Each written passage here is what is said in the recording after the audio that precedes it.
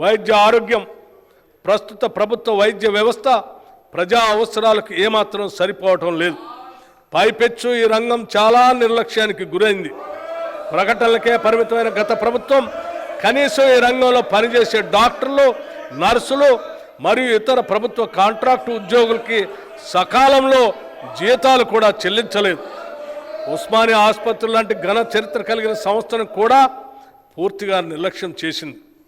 కొత్త మెడికల్ కాలేజీలు సాధించుకొచ్చాం అని చెప్పటం తప్ప వాటికి కావలసిన వనరులు, వసతులు ఏమీ కల్పించలేదు. మా ప్రభుత్వం వైద్య ఆరోగ్య రంగం బలోపేతం చేసే దిశగా దానిలో పనిచేసే ఉద్యోగులందరికీ ధైర్యం కల్పించేలాగా వారి వేతన బకాయిలన్నీ విడుదల చేశాం.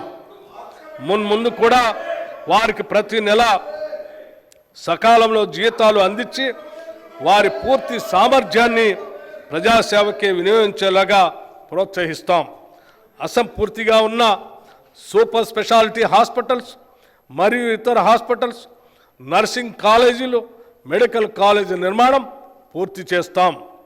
కొత్త మెడికల్ కాలేజీలకి అవసరమైన బోధనేతర సిబ్బందిని మంజూరు చేశాం. మా ప్రభుత్వం ఏర్పడిన వెంటనే 6,956 మంది నర్సులకి నియామక ఉత్తర్వులు కూడా ఇచ్చాం. ప్రజలందరికీ సకాలంలో నాణ్యమైన ఆరోగ్య సేవలు సమర్థవంతంగా అందించాలన్న లక్ష్యంతో తెలంగాణ ప్రభుత్వం సార్వజనిక ఆరోగ్య సంరక్షణ యూనివర్సల్ హెల్త్ కేర్ విధానానికి రూపకల్పన చేస్తూ కొన్ని ప్రత్యేక చర్యలు చేపట్టింది. ప్రజల ఆరోగ్య సంరక్షణ దిశగా అడుగులు వేస్తూ గతంలో కాంగ్రెస్ ప్రభుత్వం ప్రవేశపెట్టిన రాజీవ్ ఆరోగ్యశ్రీ పథకాన్ని మరింత పటిష్టపరిచాం.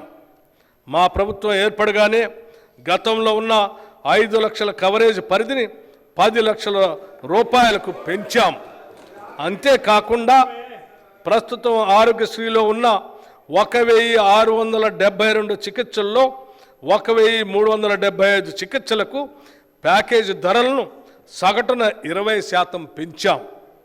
ఆరోగ్యశ్రీ పథకంలో కొత్తగా 163 వ్యాధుల్ని చేరుస్తూ దాని పరిధిని కూడా విస్తరించాం. ఆధునిక సాంకేతిక పద్ధతుల ద్వారా ఆరోగ్య సేవలు పౌరులందరికీ అందుబాటులోకి తెచ్చేందుకు ప్రతి ఒక్కరికి ఒక ప్రత్యేక గుర్తింపు సంఖ్యను కలిగిన డిజిటల్ హెల్త్ ప్రొఫైల్ కార్డును జారీ చేసే విధానాన్ని త్వరలో ప్రవేశపెడుతున్నాం. ప్రభుత్వం ప్రారంభించే ఈ కొత్త డిజిటల్ పద్ధతి వల్ల చెల్లాచెదురుగా అనేక చోట్ల ఉన్న పౌరుని ఆరోగ్య సంబంధ సమాచారం ఒకే చోట లభ్యం అవుతుంది. తద్వారా సులభంగా రోగ నిర్ధారణ చేసి వారికి సత్వరం చికిత్స ప్రారంభించడానికి వీలవుతుంది. అంతేకాక దశల వారీగా దంత, నేత్ర, చెవి, ముక్కు, గొంతు మరియు మానసిక ఆరోగ్య సంరక్షణ వాటికి సంబంధించిన పరీక్షలు ప్రజలకు అందుబాటులోకి తీసుకొస్తాం.